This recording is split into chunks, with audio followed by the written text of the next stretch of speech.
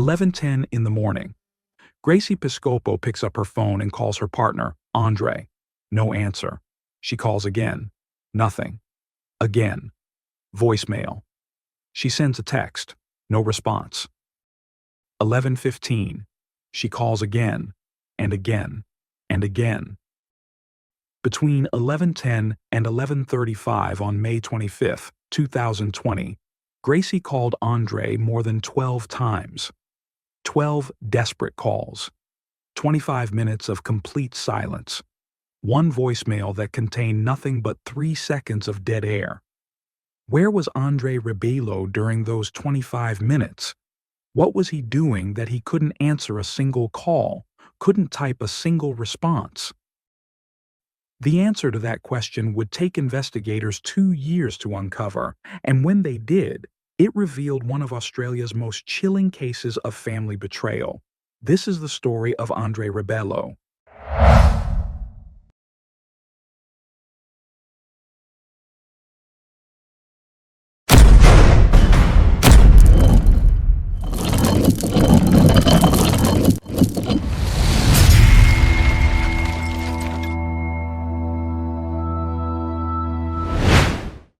Are you ready for the darkest stories Britain has to offer? Introducing our new book, Unreal True Crime, British edition. 35 shocking true murder cases that will keep you on the edge of your seat. Available now on Amazon in paperback and Kindle, or grab your instant PDF download from our website. Links are in the description below. Don't miss out. Get your copy today. And now, let's continue with today's case.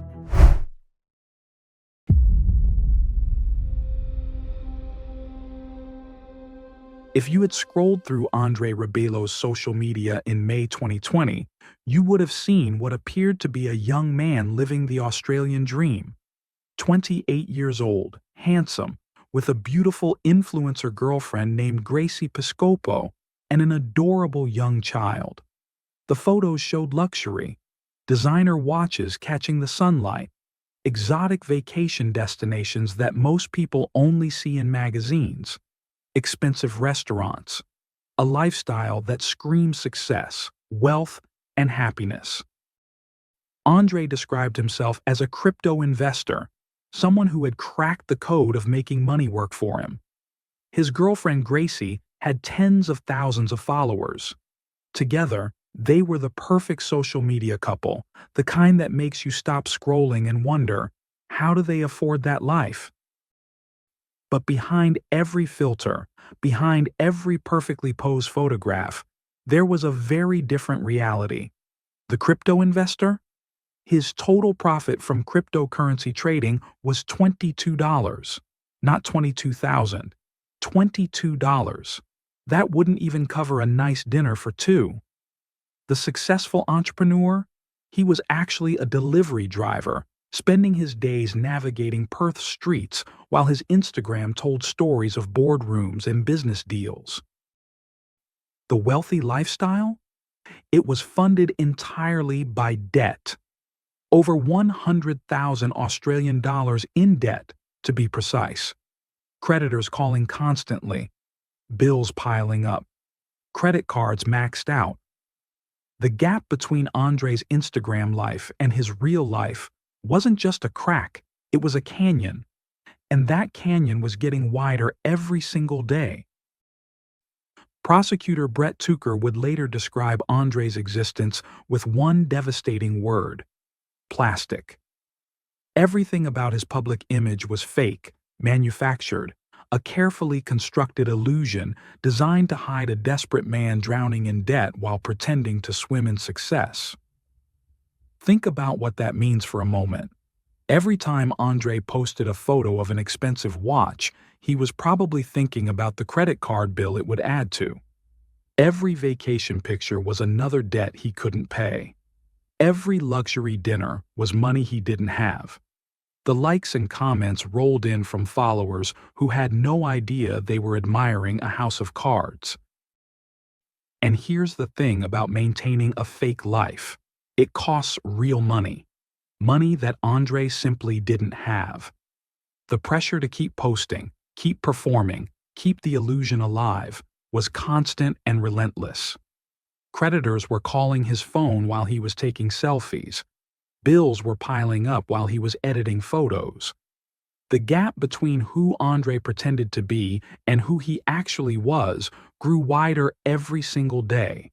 He needed a solution, a big one that would make over $100,000 in debt disappear and fund his fake lifestyle for years to come. And that's when Andre started looking at his own mother in a very different way. While Andre was busy curating his fake life online, there was one person who had always been there for him with real, unconditional love. His mother, Colleen Rebelo.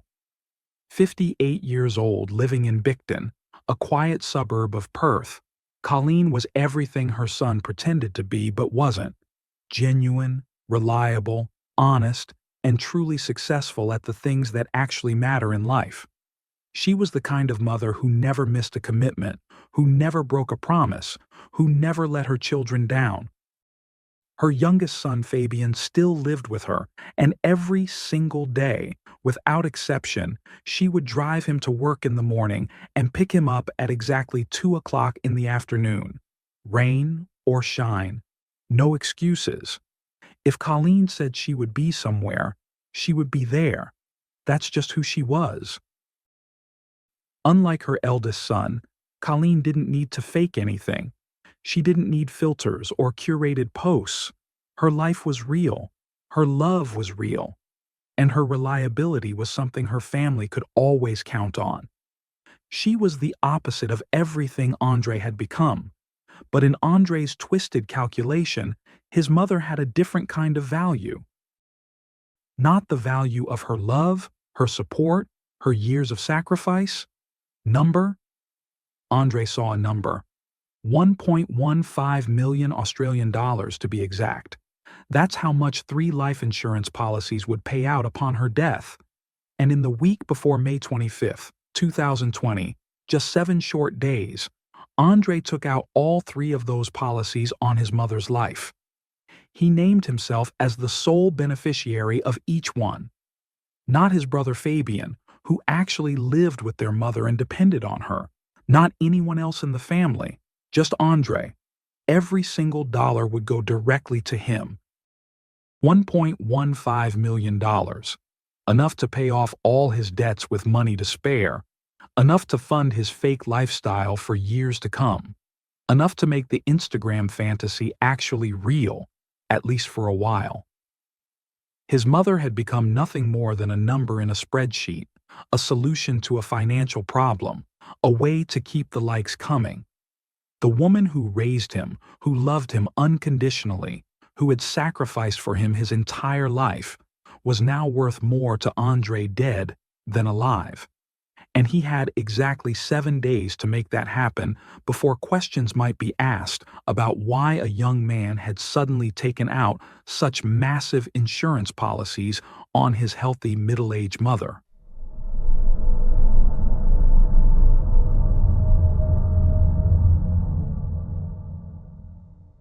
The morning began like any other. Colleen Rebelo woke up, had her coffee, and drove her youngest son Fabian to work. She dropped him off around 10 o'clock with a simple goodbye. She would pick him up at 2, just like always, just like every other day. Fabian had no reason to think this day would be any different. His mother was reliable. She was always there. He watched her car pull away and went inside to start his shift. It was the last time he would ever see his mother alive. At 11:10 in the morning, Gracie Piscopo tried to call Andre. The phone rang and rang before going to voicemail. Strange, but not alarming. Maybe he was busy. She waited a few minutes and called again. Voicemail. She sent a text message. No response. By 11:15, she had called multiple times. Nothing. Her texts were getting angrier now. Where was he? Why wasn't he answering?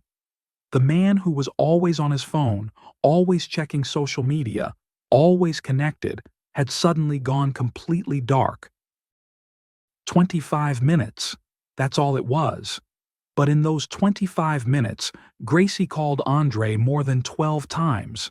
12 calls. Not a single one answered. At some point during this barrage of calls, one voicemail was recorded. When investigators later analyzed it, they found something chilling. 3 seconds of absolute silence.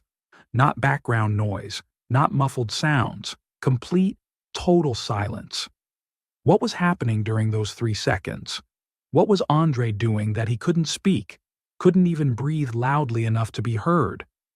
The prosecution would later argue that during those 25 minutes, Andre was at his mother's house in Bicton, that those 25 minutes of silence were the window in which Colleen Rebello died. After 11:35, Andre became reachable again. His phone was no longer on silent. The messages started being read. Life, at least for Andre, seemed to return to normal. But inside the house in Bicton, a shower had been turned on. Water was running over a body that would not be discovered for hours. The staging had begun. 2 o'clock. Fabian waited outside his workplace for his mother to pick him up, just like she did every single day. But today, her car didn't appear. He checked his watch. 5 minutes passed. Then 10. He called her phone. No answer. He called again. Voicemail. His heart began to pound. This wasn't like her. This wasn't like her at all. His mother never missed a pickup. Never. Something was terribly, horribly wrong.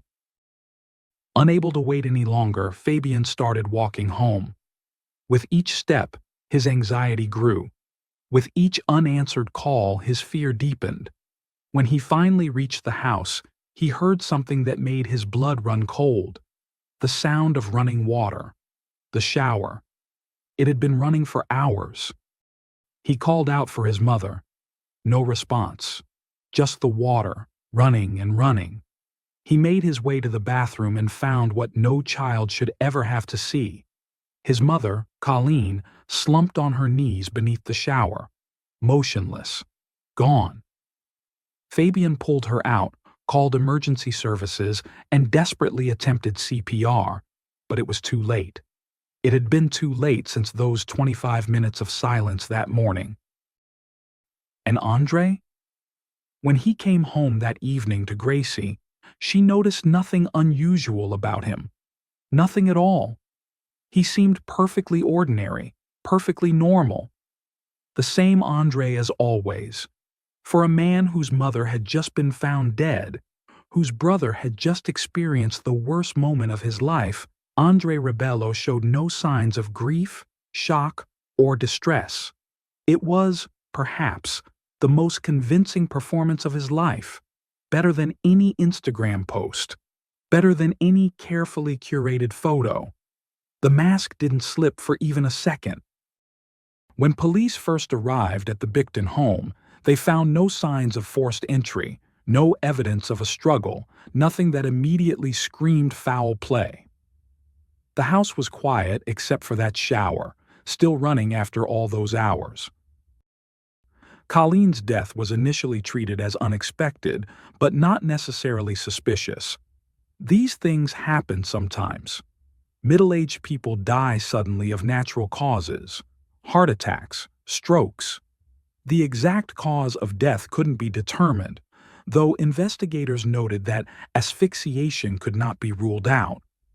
The case might have been filed away as an unsolved mystery, another unexplained death that would never have answers, if not for one crucial mistake Andre made.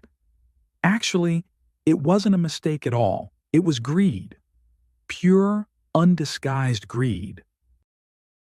Just 3 days after his mother died, while Fabian was still in shock, while the family was still processing their grief, Andre started calling insurance companies. He wanted to know when he could collect on those policies. $1.15 million. He needed that money. His debts weren't going to wait. His fake lifestyle needed funding. An insurance company employee found this suspicious enough to contact police. A son taking out over $1 million in insurance on his mother, making himself the sole beneficiary, and then his mother dying within a week? And now he's calling about the payout just 3 days later? That's when the unexpected death became a murder investigation. Over the next 2 years, investigators peeled back the layers of Andre's carefully constructed life. They discovered the debt. They found the $22 crypto profits. They traced the insurance policies taken out just 7 days before Colleen's death. They analyzed phone records and found those 25 minutes of silence. And they uncovered something else. After his mother's death, Andre had embarked on a campaign of fraud and forgery to support his insurance claims.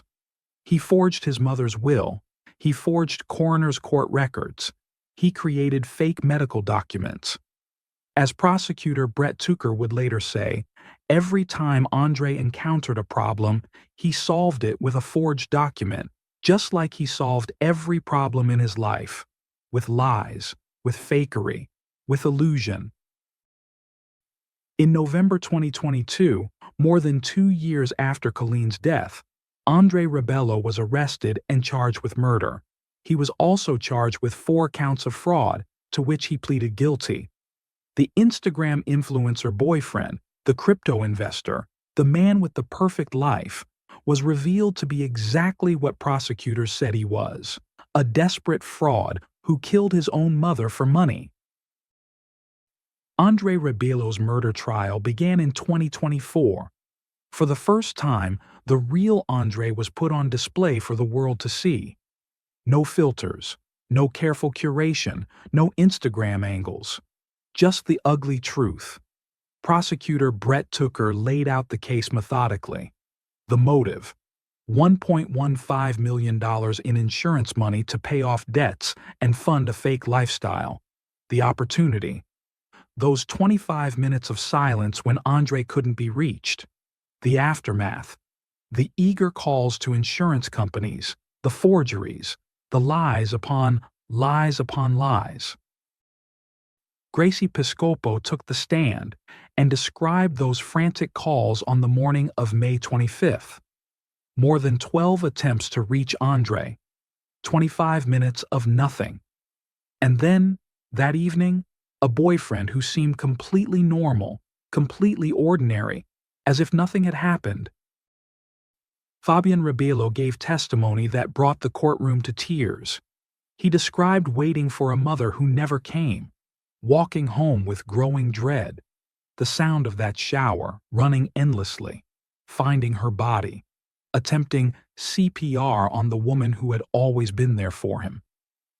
During his testimony, Fabian stood up and demonstrated the position in which he found his mother, slumped on her knees under the running water. The image haunted everyone who witnessed it. Andre took the stand in his own defense, and for the first time, he had to answer questions without the benefit of editing or filters. He denied killing his mother. He claimed he didn't tell police he might have been the last to see her alive because he was in shock and not thinking clearly.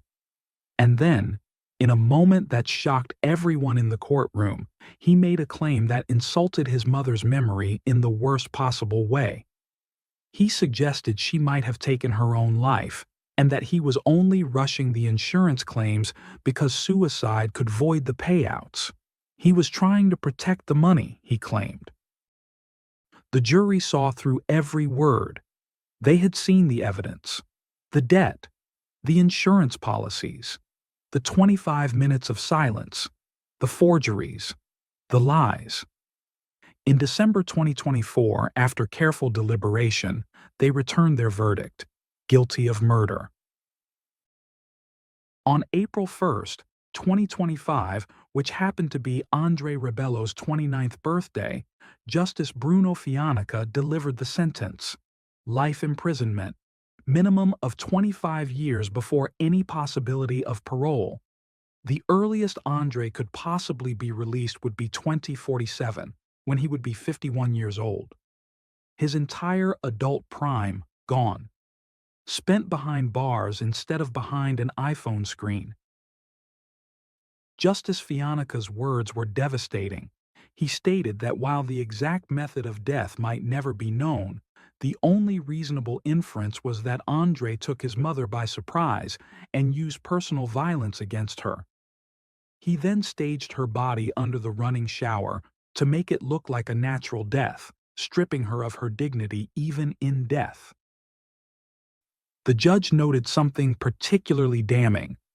Andre's social media persona, his obsession with projecting a perfect fake life, had mattered more to him than his actual relationship with his mother. The likes, the comments, the illusion of success, all of it was more important to Andre than the woman who gave him life. The judge also spoke of the ongoing damage. Andre's child would grow up knowing their father as a convicted murderer, someone who killed their own grandmother for insurance money. The ripples of this crime would extend for generations. As of January 2026, Andre's lawyers are pursuing an appeal, proposing new medical evidence, including a theory about a genetic mutation. But the conviction stands. The filters are off. The truth is out. And Andre Rebello will spend at least 25 years with nothing but his real self for company. At the beginning of this video, I asked you a question. How many of us know someone who lives a fake life on social media? Someone whose posts tell one story while their real life tells another. Think about your own feed for a moment. The friends who always seem to be on vacation. The acquaintances with the perfect relationships. The people whose lives look like magazine spreads. How many of them are real? How many are performing for the camera, hiding debts, hiding problems, hiding the truth behind filters and careful angles? After hearing about Andre Rebello, that question takes on a much darker meaning. Andre's fake life didn't just lead to debt and desperation, it led to murder. The pressure to maintain an illusion, to keep up appearances, to never let the mask slip, it consumed him completely. His mother became nothing more than a solution to a financial problem, a way to fund the illusion for a few more years, a number on an insurance policy. Those 25 minutes of silence on May 25, 2020, were the moment when Andre's two lives collided in the most horrific way possible. The Instagram Andre, with his watches and vacations and success, and the real Andre, desperate, drowning in debt, willing to do the unthinkable. In those 25 minutes, while Gracie called again and again, while voicemails recorded nothing but silence, a mother lost her life so her son could keep posting pictures of a life he never actually had. 25 minutes of silence that spoke louder than any of his Instagram posts ever did. Now that you know all the details of this disturbing case, I want to ask you, do you think 25 years is enough for someone who killed their own mother for Instagram likes and insurance money? Was justice served, or should Andre Rebello never see freedom again? And perhaps, most importantly, how well do you really know the people whose perfect lives you scroll past every day? What are they hiding behind those filters? Leave your thoughts in the comments below. And well, dear viewer, here ends today's criminal story. The story of a fake life that led to a very real murder. I would very much like to know your opinion, so I ask you to leave it in the video comments, always with respect for the victim and her family. Colleen Rebello was a real mother, a real person, who gave everything to her children and deserved so much better than to be reduced to a number on an insurance policy by her own son. We can debate about justice and punishment, but always with the respect that everyone deserves. Again, I remind you to subscribe and leave a like to let me know that my work is to your liking. Good night, until next time.